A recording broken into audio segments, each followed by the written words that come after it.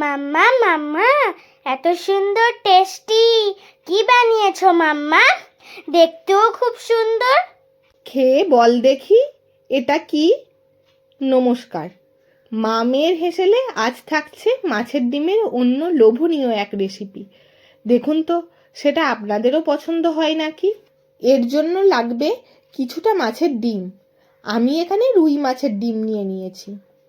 এবার তাতে অল্প লেবুর রস দিয়ে, সাথে একটু কুচানো পেঁয়াজ, কয়েকটা কাঁচা লঙ্কার কুচি, স্বাদ মতো নুন, অল্প হলুদ গুঁড়ো আর 1 চামচ মুড়ি গুঁড়ো নিয়েছি ক্রাঞ্চি হওয়ার জন্য।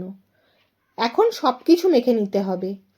তারপর বাইন্ডিংয়ের জন্য 1 চামচ বেসনও দিয়ে আবারও ভালোভাবে মাখিয়ে নিতে হবে।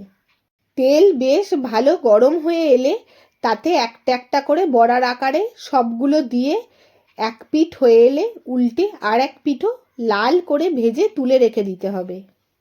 ওই তেলে গোটা জিরে ফোড়ন দিয়ে 4 টুকরো করে রাখা একটা আলু বেশ ভালো করে ভাজতে হবে যতক্ষণ না বাদামি রং আসছে। এবার আলুগুলো তুলে কোচানো পেঁয়াজগুলো দিয়ে দিতে হবে। আবারও ভালো করে নেড়েচেড়ে একটু লাল হয়ে এলে 1 চামচ রসুন বাটা আর 1 চামচ আদা বাটা দিয়ে ভালো করে ভেজে একটা সুন্দর গন্ধ বেরিয়ে এলে তাতে একটা টমেটো 4 টুকরো করে দিয়ে দিতে হবে। তারপর ভালো করে কষিয়ে হলুদ গুঁড়ো, 1 চামচ লঙ্কার গুঁড়ো, 1 চামচ জিরে গুঁড়ো আর স্বাদ মতো নুন দিয়ে খুব ভালো করে কষিয়ে নিতে হবে। এখন মশলা থেকে তেল ছেড়ে এলে তাতে আলুগুলো দিয়ে অল্প জল দিয়ে দিতে হবে। তারপর ভালোভাবে মিশিয়ে নিতে হবে।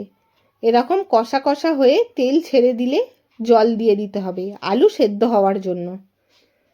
তারপর আলু সুসিদ্ধ হয়ে এলে মাছের ডিমের বড়াগুলো দিয়ে দিতে হবে। সব শেষে 1 চামচ গরম মশলা দিয়ে ভালোভাবে মিশিয়ে ঢেকে রেখে দিতে হবে। কিছুক্ষণ পর ঢাকা খুলে দেখব সব একদম সুসিদ্ধ হয়ে গেছে। তারপর একদম তৈরি মাছের ডিমের কারি।